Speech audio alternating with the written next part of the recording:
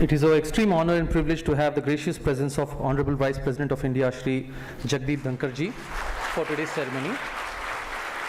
May I also call upon other honored dignitaries, Ms. Mani Pandey, Additional Secretary, DPIIT, Ministry of Commerce and Industry, Government of India, and Professor V.K. Ahuja, Director, Indian Law Institute, to be seated on the dais. May I also request all of you that during the formal ceremony that we shall not have any round of applause. We'll now start with the national anthem. May I kindly request everyone to remain standing for the national anthem. Jana Gana Mana Adhinayaka Jaya He Bharat Bhagya Vidhata Punjab Sindh Gujarat Maratha Dravida Uttara Vanga Vindhya Himachal Yamuna Ganga Uchala Jala Vidaranga Tava Shubha Name Jade Tava Shubha Ashish Mange Gahe Tava Jaya Gatha Jana Gana Mangala Dayaka Jaya He Bharat Bhagya Vidhata Jaya He Jaya He Jaya He Jaya Jaya Jaya Jaya He. Thank you. I request you to please take your seats. As we proceed to begin with Diksharam, we pray for the divine light to enlighten us. Tamasoma Jyotirgamaya. May I now call upon Honorable Vice President and other dignitaries on the dais to light the ceremonial lamp.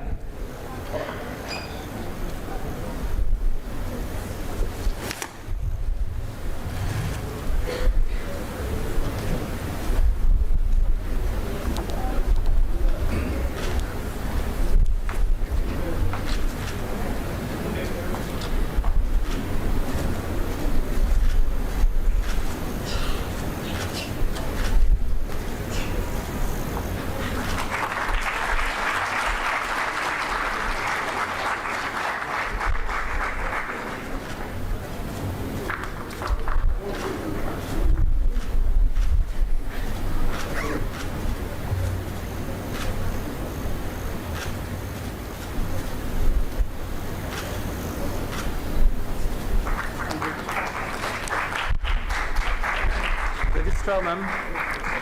Yeah.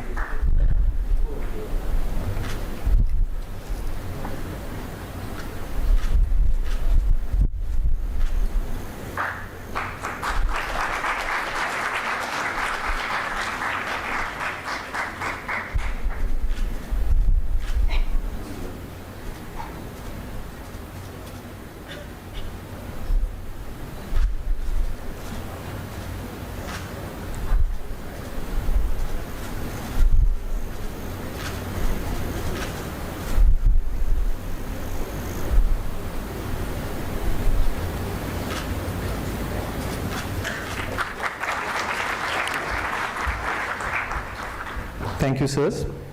Madam. I request Vice Chancellor Professor G.S. Bajpai to felicitate the Honorable Vice President with a memento as a token of her gratitude.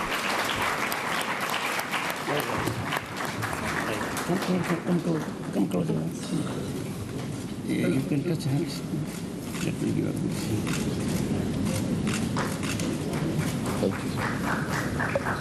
Thank you. Carefully.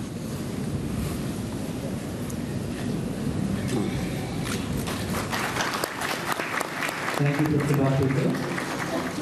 I now request Professor Rudy Paul, Registrar at National University Delhi, to felicitate our guest of honor, Ms. Mani Pandey, Additional Secretary, DPIIT, Ministry of Commerce and Industry, Government of India.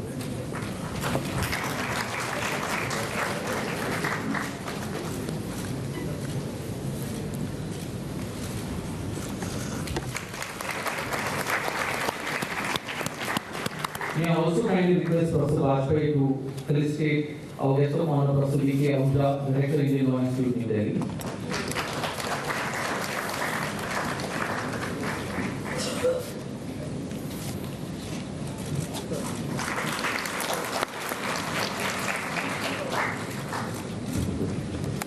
Thank you, Professor Bajpai and Professor Lee for felicitating the honorable dignitaries. May I also now call upon respected Vice Chancellor sir to deliver his welcome address.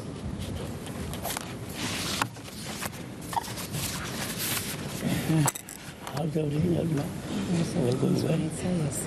So I look after IPR Namaskar. as ease of doing business. It's a great honor to extend a very warm welcome to Honorable Mr. Jagdeep Dhankarji, the Vice President of India, Mr. D.K. Ahuja, Director, Indian Law Institute, Ms. Himani Pandey, Additional Secretary, DBIH, Ministry of Commerce and Industry, faculty members, special invitees, guests and students.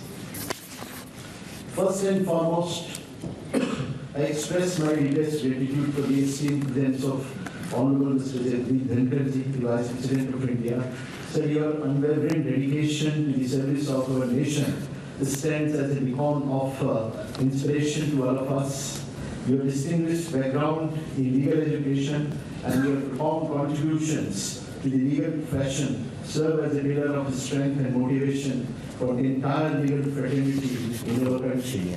We are deeply honored and sincerely grateful to you, sir, for graciously sparing your valuable time today to inspire strength and motivation for the entire legal fraternity in our country.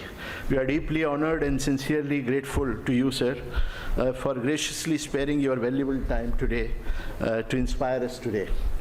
It is with immense pleasure and pride that I stand before you today as we gather for the induction program of the first batch of WIPO NLUD IPO Joint Masters LL.M degree program on intellectual property law and management. The program enables aspiring individuals to build a career in the intellectual property area through a specialized master degree that is global in nature and cutting edge in its content and innovative in its teaching methods. While the degree granting institution is National Law University, Delhi, this course has been jointly organized in collaboration with World Intellectual Property Organization, WIPO, a specialized agency of the United Nations, and the Office of the Controller General of Patents, Design and Trademarks under the Ministry of Commerce and Industry and Government of India. The uniqueness and exceptional quality of this program stand out in the academic realm. We are proud of NLU Delhi's role in advancing this initiative. We also extend our gratitude to WIPO for their partnership and support, which includes providing a scholarship to 5 students of Indian and foreign origin. Additionally, the funds in Trust Japan Industry Property Global has contributed 3 scholarships for foreign nationals, further assisting the students from developing and least developed countries, particularly from the Indian Ocean region. The Joint Master Program begins with a total of 64 students comprising 37 females and 27 males, with 5 of these students being foreign nationals. As a relatively young institution, NLU Delhi has achieved remarkable success in just 16 years in its inception. It has emerged as a recognized leader in the realm of law and legal education. While its initial years were spent establishing its foundation, the university has now entered a phase of consolidation and expansion. NLU Delhi has consistently ranked at number 2 for last 7 years. On this Monday,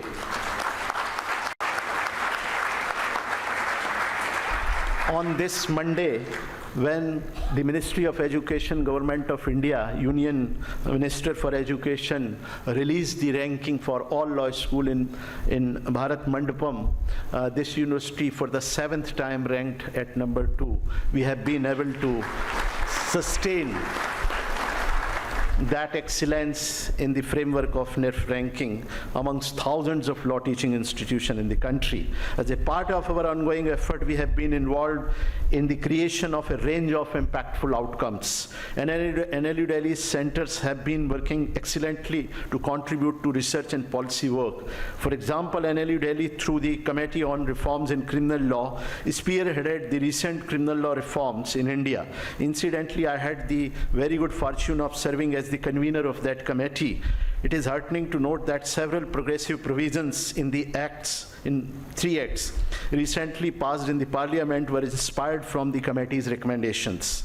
Each of these efforts reflect our commitment to fostering positive changes and exemplifies the proactive role NLU Delhi plays in shaping the legal landscape for the greater good. I believe the ultimate measure of success of any institution is the success of students.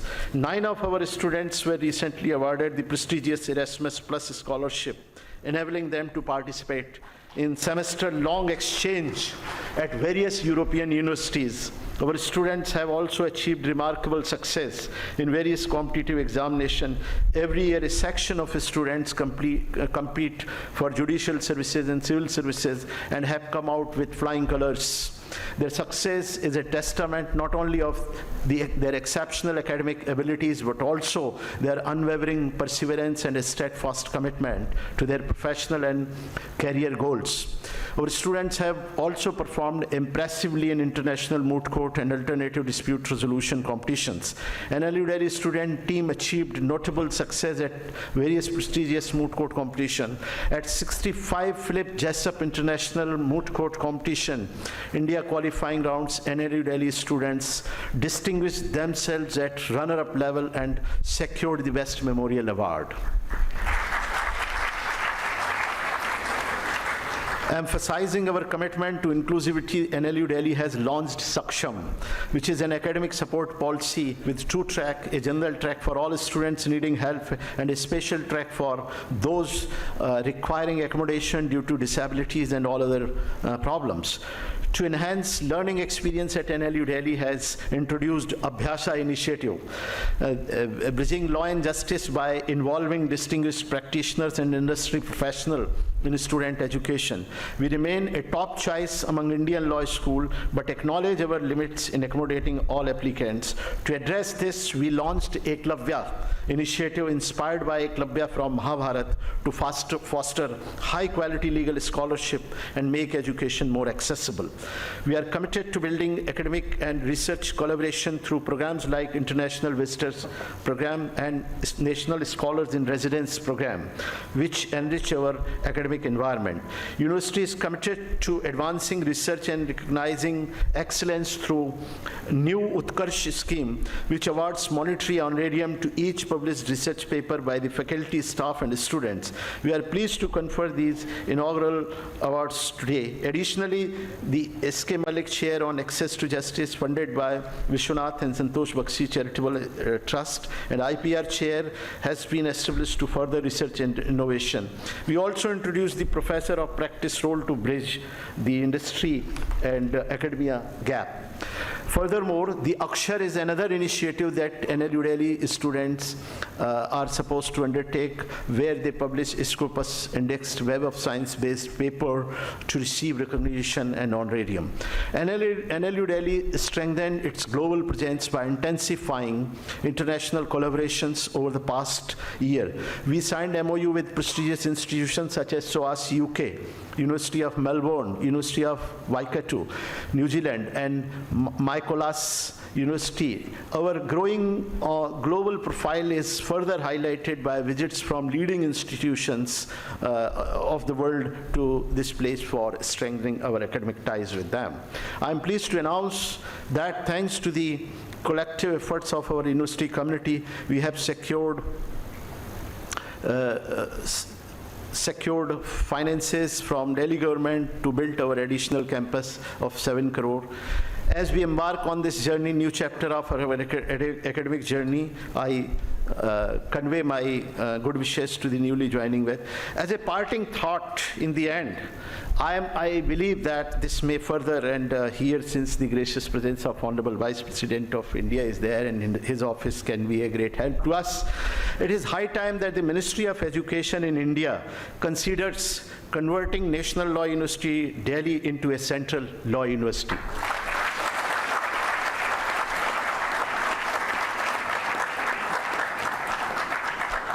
parallel can be drawn from the transformation of NFSU, which was carried out by this government so significantly and remarkably to flip the forensic science education in the country. A similar effort is needed to provide much needed strength to the legal education in this country. Such a move would not only elevate the status of legal education, but also enhance its reach and impact at the national level. I'm sure NLU Delhi fulfills all such requirements to become a bigger platform to contribute effectively to the legal education and profession. Once again, I thank you all for joining this event with your gracious presence. Jai Hind. Thank you, sir, for your warm welcome. May I now call upon Honorable Vice President of India, Shri Jagdeep Dhankarji, to enlighten us with his words. Sir.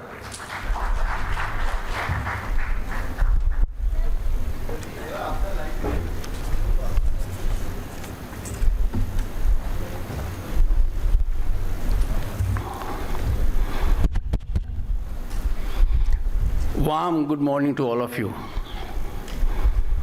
Professor Dr. G.S. Vajpayee, Vice Chancellor, National Law University, Delhi.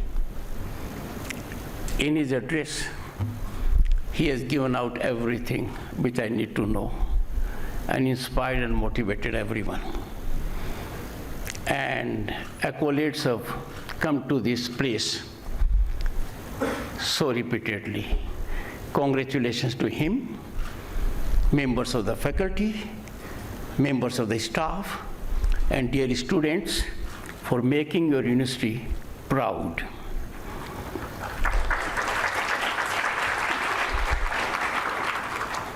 Professor Dr. V.K. Ahuja, Director, Indian Law Institute.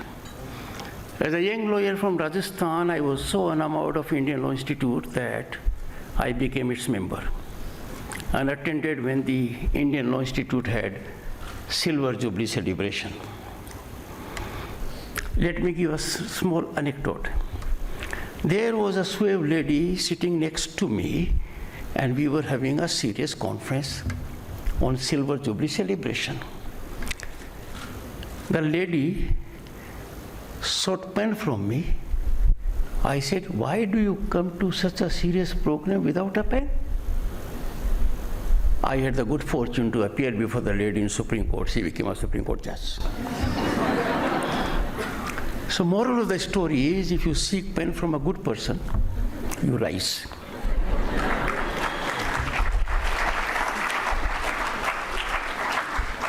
The spinal strength of my legal profession had been their annual law survey.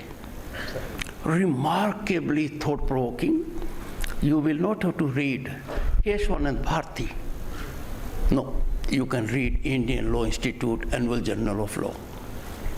Their towers, I hope you still do? Yeah. Absolutely. A great asset. You can monetize time, yet be fully updated about precedent law emanating from the Indian Supreme Court that for each case gets very voluminous. So they come handy. Srimati Himani Pandey handles, as an IAS officer, very important issues in the ministry, Government of India, which is galloping to secure for us Viksit Bharat at 2047.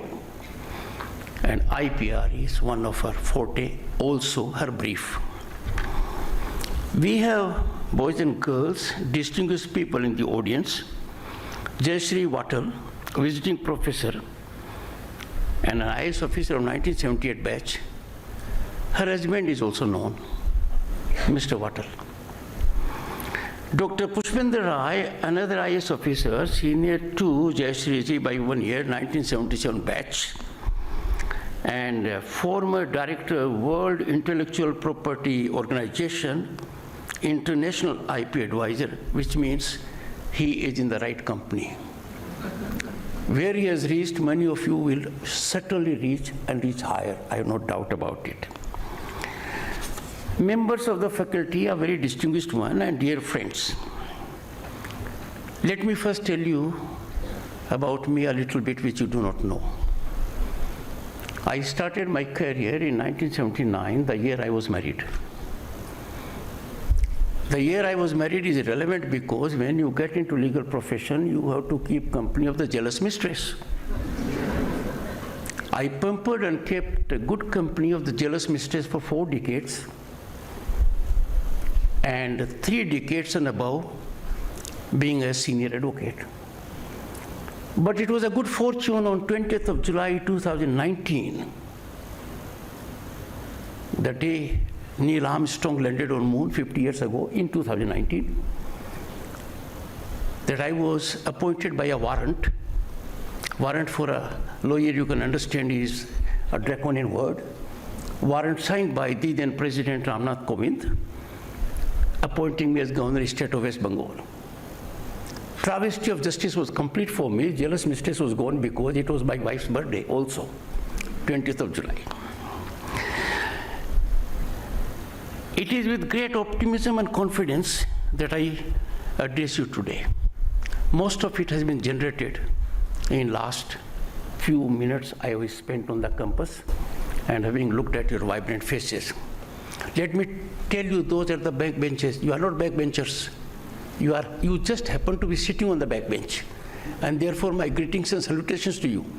You are as important as those who are in the front bench, if not more.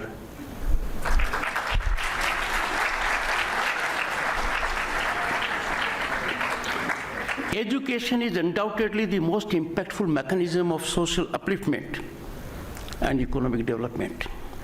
It brings equality and neutralizes societal inequities, ensuring benefits of growth reach even the most marginalized. These days, education defines where you would be. Earlier, it used to be what is known as privileged pedigree, or patronage, or being above law. Not any longer. A big change has come, and youth of the country must be enthused that there is in place an ecosystem now where you can fully unleash your energy, exploit your talent and potential, realize your dreams and aspirations, and thereby contribute in the marathon march of which you are most important stakeholder for Viksit Bharat 2047. Boys and girls, you are indeed fortunate. You are recipients of quality education at this institution. And what an institution. Second rank in the low university category in the NIRF ranking for the 7th consecutive year. I recall a great philosopher of pre-Socrates era, Heraclitus. He famously said, the only constant in life is the change. And he further said, the same man cannot enter the same river twice, because neither the man is the same, nor the river is the same. You kept the change, still maintained your position. Congratulations, Vice Chancellor Vajpayee and your team.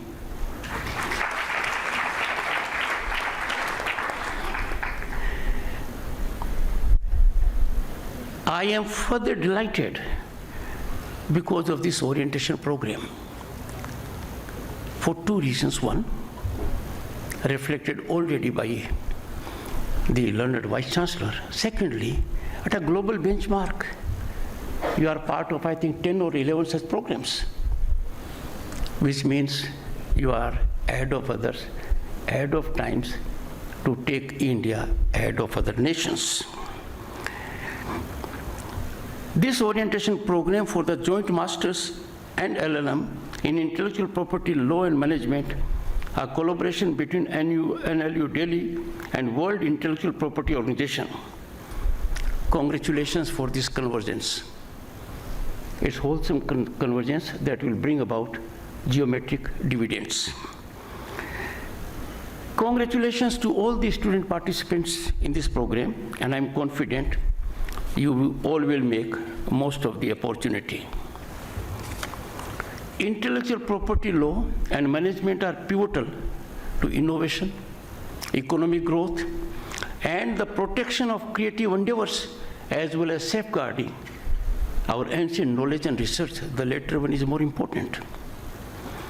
In our globalized era, IP has become a cornerstone of international trade. For India, that is home to 1/6 of humanity. Strong IP protection is crucial for attracting foreign investment and fostering technology transfer. Congratulations to the Additional Secretary for doing much in this direction and yielding good results. India has made young boys and girls significant strides in strengthening its IP regime. Our legislative framework, I am in some capacity associated with it, has been progressively aligned with international standards, ensuring robust protection. We have carefully crafted a regime that complies with obligations in the World Trade Organization's agreement on trade-related aspects of intellectual property rights, for short, and EGNS, TRIPS, and other bilateral and regional agreements. India has also been proactive in leveraging technology to enhance IP administration, implementing online filing and processing system, reducing delays and improving transparency. As a matter of fact, we can take pride that this is a system fully digitized, transparent, and accountable, and has reached a high global benchmark. In today's knowledge-based economy, the value of intangible assets often surpasses that of tangible assets. Look at our civilizational ethos of 5,000 years. Knowledge and wisdom are in our repository. No nation can take pride in a distant second, if there is one, when it comes to evaluation of what knowledge we have. India, with its rich tradition of creativity and innovation, stands to gain enormously from a robust IP ecosystem. Our country is often referred to, and rightly so, and for very worthy premise, a gold mine of intellectual property due to its rich cultural and historical heritage. The Vedas. Let me digress for a moment. As Vice President, I also happen to be Chairman Rajya Sabha. I found that not many people talk about Vedas without once having seen them in physical form. I therefore thought it in fitness of things to request the Education Minister to make in physical form Vedas to every member of Parliament. I beseech all of you to have by your bedside the Vedas in physical form. And trust me, you will find solution to everything, and you will get enriched day by day. Friends, the Vedas, ancient scriptures forming the foundation of Indian philosophy, spirituality, and sciences, are prime examples of this intellectual treasure. These texts in Vedas, and many more others also, encompass a vast array of concepts ranging from mathematics and astronomy to medicine and architecture, offering insights still relevant today. Aryabhatta, Vishwakarma, look at the kind of treasure we have. That is our intellectual property. That is the intellectual property we need to monetize, preserve, sustain, and disseminate. It will create wealth for us. India's traditional practices such as Ayurveda and yoga have gained global recognition, demonstrating the potential for commercialization of these ancient ideas. Imagine a country like ours where Ayurveda is there. We didn't have Ayush Ministry. It was only in last 10 years we had one. And no one globally knew what yoga is till the Indian Prime Minister went to United Nations, made a clarion call. Widest acceptability was there by largest number of nations, and we have June 21 now all over the globe. Yoga Day. Even India's diverse folklore, go to any part. I had the good fortune to be chairman of the Eastern Zone Cultural Center by virtue of being Governor State of West Bengal, covering about 10 states on the eastern part of the country. Never imagined, could never dream the kind of richness was there in art, folk, paintings, music, instrumentation. So these forms, cultural expressions can potentially contribute to its intellectual property landscape. You can do it. You just have to look around. Grab the opportunity, monetize it. You'll be doing for yourself, for the nation, and also for the world. And these foster creativity and originality, and they emanate from land of Bharat. India's thriving innovation ecosystem has helped the country buck the global trend of diminished IP activity and show rises in patents, trademarks, designs, and geographical indicators. A concept too dear to us. Go to any district of the country, you will find geographical indicators. Go to any part of Bharat, you will find cuisine which is so specific, which can get global. You can do it. Each one of you has the potential by your training, particularly in IP, intellectual property aspects. You can do it. The Indian IP Office reported a 24.6% annual increase in patent filings in financial year 2023, showcasing the country's rising innovation trajectory. I have checked for your benefit.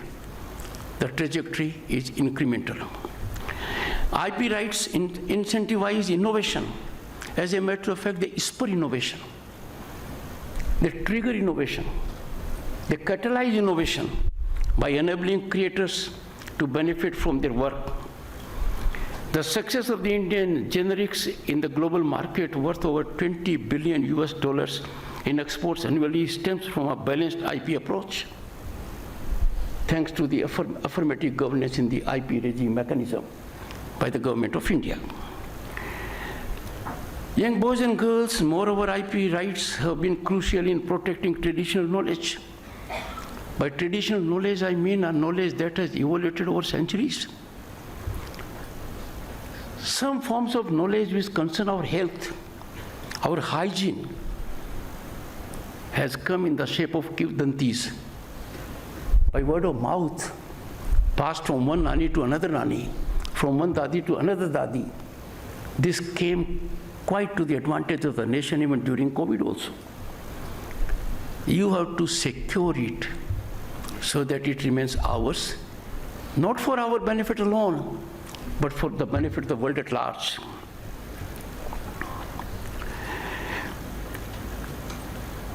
IP rights have been crucial in protecting traditional knowledge, and we have taken big lead in this, a structured lead, a lead that was needed and fortunately is in place. And that is, the traditional knowledge digital library has successfully prevented several attempts at biopiracy, safeguarding India's rich heritage of traditional medicine. But challenge in this direction is rising by the day. We have to be alert 24/7. In the digital era, India faces unique IP challenges along with the world, particularly in software and digital content. This is the time when there should be wholesome convergence of all stakeholders, and that would go a long way in strengthening the preservation and protection of our IP rights. They are valuable to us. There is no reason why India should not be number one in intellectual property, because we are. We have to discover, then we have to make it subject to the regime, to take its ownership, then fructify its dissemination, create it into wealth for the nation and welfare of the world. Initiatives like the National IPR Policy 2016, and this happened for the first time, aim to strengthen the IP ecosystem, underlining its importance in driving innovation and economic growth in the Indian context. Our economy, boys and girls, is on the rise as never before. The rise is unstoppable. We are already fifth largest global economy, ahead of our colonial rulers, UK and France, to name countries. Matter of a year or two, Japan, Germany, we would have overtaken. In that, this becomes all the more relevant, that intellectual property regime is absolutely up to the mark to sustain our economic growth and rise. And the mechanism, the policy aims at socio-economic development for a creative India, innovative India. Rachanatmak Bharat, Abhinav Bharat. Underlying this in the foundation is intellectual property regime. India's exponential economic rise and ambitious targets would gather momentum with robust IP protection that is gaining ground, but you have to be its warriors. You have to be warriors with a knowledge different than other parts of the world. And you who have in place a system here, this compass, there is faculty that you can do it. These boys and girls will be instrumental in manifold ways, one being foreign investment attraction, encouragement of technology transfer, and positioning controversy as innovation hub. It is not without purpose that global institutions that were trying to pull strings with us and give advice. I know it as a person because in 1989 I was a member of Parliament. I was Union Minister in 1990. I know then what happened, IMF, World Bank, our foreign exchange plummeting, gold being transferred in physical form to 2 banks in Switzerland to sustain our fiscal credibility. But you can do it now. As future experts in this field, you will play a crucial role in shaping policies and promote innovation and protect intellectual property rights. I would strongly urge young minds, don't fear failure. Fearing failure is working against your mind, against your mindset. Failure is natural. Chandrayaan 3 would not have been a success but for the great effort made by Chandrayaan 2. History shows it all throughout. So if you have a brilliant idea in IPR, execute it. Don't allow it to be parked in your mind. Friends, you are also facing another challenge equivalent to another industrial revolution. Disruptive technologies such as 6G, artificial intelligence, Internet of Things, machine learning, blockchain, hold the potential to revolutionize every aspect of our lives. These are challenges but also opportunities. India has rich human resource. Our DNA is very, very strong. We need to monetize it. And these disruptive technologies pose a different kind of challenge to IP protection. You have to come up to the arms. Your armory must be strengthened on that count. Enforcement of IP rights continues to be a major concern in some areas because some of us are very genius. However protective form you may create, they know how to pierce it. You will have to meet the challenge. We have piracy, counterfeiting, and most importantly, inadequate awareness posing significant hurdles. People use pirated material, use counterfeited objects because they are not aware of the dangers they are playing with. So awareness has also to be another aspect of it. Let me remind you the wisdom from our ancient Veda, the Rig Veda. Let noble thoughts, I'm quoting, let noble thoughts come to us from every side, unquote. Something similar was said by Bismarck, the German gentleman. Much later, let the winds of change blow from every direction.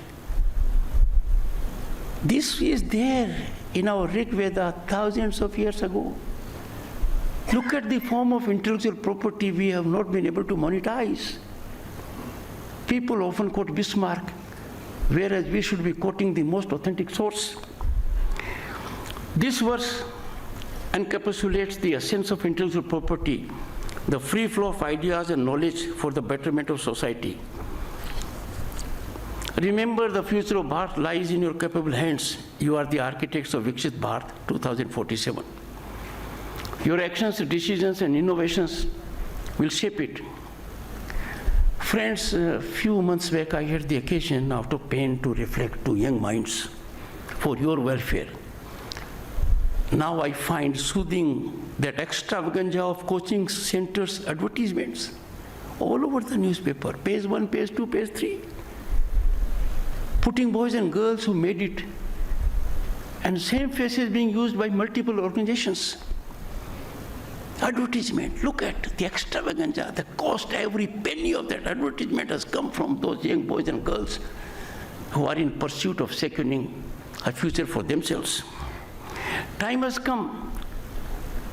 Let us be out of the silo of seductive civil service jobs. No longer. Why should we in that silo? We know the opportunities are limited. We have to look away and find there are enormous vistas of opportunities, far more lucrative, that enable you to contribute massively. And this can happen in disruptive technologies, it can happen in space. It can happen in the ocean blue economy. You just have to look around and you'll find it was rightly been said by the International Monetary Fund. India is a favorite destination of investment and opportunity. Well, we are already here. We need to grab them. I call upon the youth, the most vital stakeholders in sustaining growth and nurturing democratic values, to optimally contribute, ever keeping nation first above all. Under no situation we can relegate nation first concept to the second category. Here I seek your assistance and I beseech you. Our youth must equally rebuff and utilize forces that keep partisan or self-interest above that of our nation. We cannot allow it. It happens, it is at the cost of our rise. You are law students, I will leave two thoughts with you. One, scratch your brains and find out. Jurisdiction of institution is defined by the Indian Constitution, be it legislature, be it executive, be it judiciary. Jurisdiction of courts is decided. Look around the globe, look the Supreme Court in the US, the highest court in the UK or other formats. Has there been suo motu cognizance even once? Has a remedy been created beyond what is provided in the Constitution? Constitution provides original jurisdiction, appellate jurisdiction. It provides review also. But we have curative. If you do not focus on these nuances, I wonder who shall do it. Think about it. I got extremely worried when a person holding constitutional position just last week declared in a well-publicized media, I would say, campaign, beseeching Supreme Court to suo motu invoke jurisdiction, to give wings to a narrative aimed at destroying our economy. You have to think about it. Write papers. I conclude, boys and girls, with two aspects. One, I will request the Vice Chancellor, the Registrar, and the faculty to spare time so that I can receive each one of you in a batches of around 70 as my guest at Indian Parliament, so that you happen to see it yourself, where law is made, how things happen.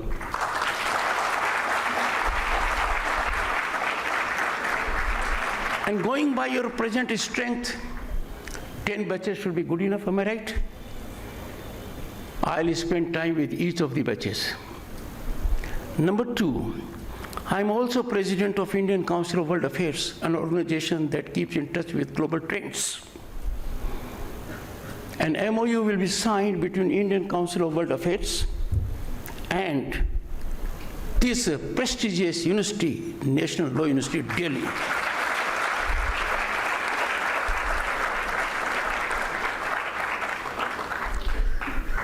May you be ever blessed to be in service of the nation, to be significant parts of the marathon march for Viksit Bharat 2047, of which you are the most important vital stakeholders. Thank you so much.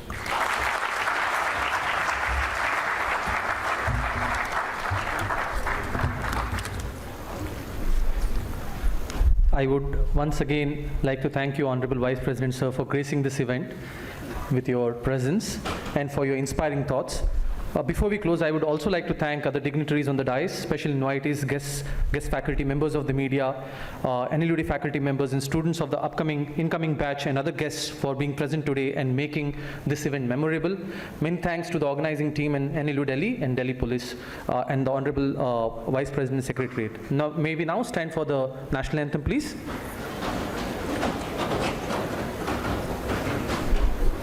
जनगण मन अधिनायक जय हे भारत भाग्य विधाता पंजाब सिंध गुजरात मराठा द्राविड उत्कल बंगा विंध्य हिमाचल यमुना गंगा उज्जल जलधि तरंगा तव शुभ नामे जागे तव शुभ आशीष मांगे